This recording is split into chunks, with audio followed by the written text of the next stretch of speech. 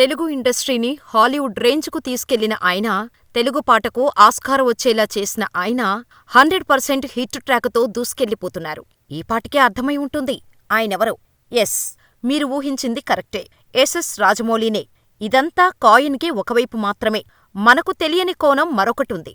అది ఎంత డార్కంటే, ఓర్నీ, పైకి కనిపించేంత మంచివాడు కాదా అనిపించేలా ఇది ఎవరో చెప్పిన విషయమో లేదా ఏదో రూమరో కాదు, స్వయంగా ఆయన ప్రాణస్నేహితుడే చెప్పాడు. ప్రాణస్నేహితుడంటే అలాంటి ఇలాంటివాడు కాదు, దాదాపు 30 ఏళ్లుగా ట్రావెలయ్యి రాజమౌళి సక్సెస్కు పరోక్షంగా కారణమైన వ్యక్తే. ఇంతకీ రాజమౌళి ఫ్రెండెవరు? ఆయన చెబుతున్న ట్రయాంగిల్ లవ్ స్టోరీ రమా రాజమౌళి గురించేనా? ఆమె వల్లేనా వీరి ఫ్రెండ్షిప్ పాడైపోయింది? అందుకే ఆయన బ్రహ్మచారిగా మిగిలిపోయారా? Watch the story. ఇప్పటివరకు రాజమౌళి అంటే సక్సెస్కు మారుపేరు. బాహుబలి, RRR సినిమాలే గుర్తుకు వచ్చేవి.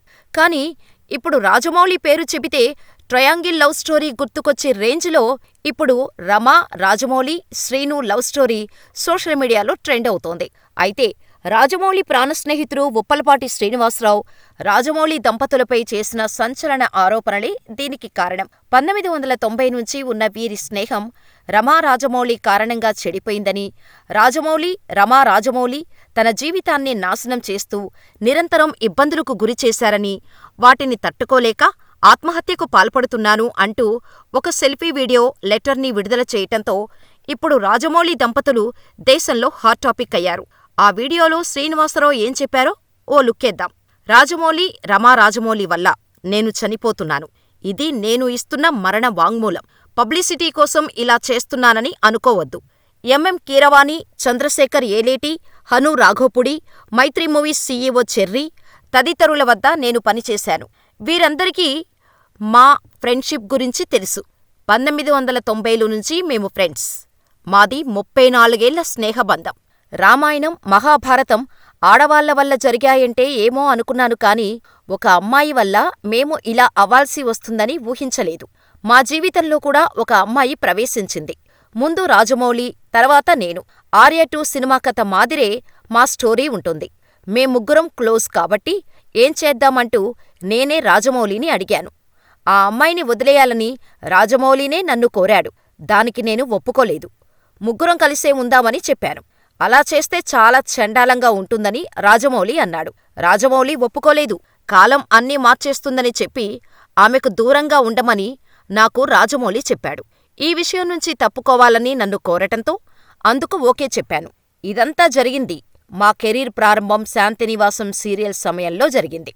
అప్పుడు మా అందరి పరిస్థితి అంతంత మాత్రమే కాబట్టి నేను సైలెంటుగా ఉండిపోయాను. కొద్ది రోజులపాటు నాతో రాజమౌళి బాగానే ఉన్నాడు. అయితే స్టార్ డైరెక్టర్గా రాజమౌళికి ఎప్పుడైతే స్టార్డమ్ వచ్చిందో గొడవలు మొదలుపెట్టాడు. వాడికోసం నా 34 ఏళ్ల జీవితాన్ని వదులుకున్నాను. మన ట్రయాంగిల్ స్టోరీని ఒక సినిమా తీస్తానని వాడితో ఒకరోజు అన్నందుకు నాకు నరకమంటే ఏంటో చూపించాడు. వాడి పిల్లలను కూడా నేను దగ్గరుండే పెంచాను. నెంబర్ 1 డైరెక్టర్ కావటంతో నన్ను అడ్డు తొలగించాలని ప్లాన్ చేస్తున్నాడు. ఇప్పుడు నాకు 54 ఏళ్లు. పెళ్లి కూడా చేసుకోలేదు. సింగిల్గానే ఉంటున్నాను. వాడివల్ల నా జీవితం నాశనమైంది. ఒక ఫ్రెండ్ వల్ల నా జీవితం ఇలా అయిపోయింది. వాడిని నేను ఏ విషయంలోనూ డిస్టర్బ్ చేయలేదు. కానీ ఈ రహస్యాలన్నీ అందరికీ చెప్పాననుకొని నన్ను టార్చర్ చేస్తున్నాడు. ఇదంతా మా ముగ్గురి మధ్య జరిగింది. నేను చనిపోతున్నాను. ఆ తర్వాతైనా సరే రాజమౌళికి లై డిటెక్టర్ టెస్ట్ చేయండి. అసలు విషయం తెలుస్తోంది.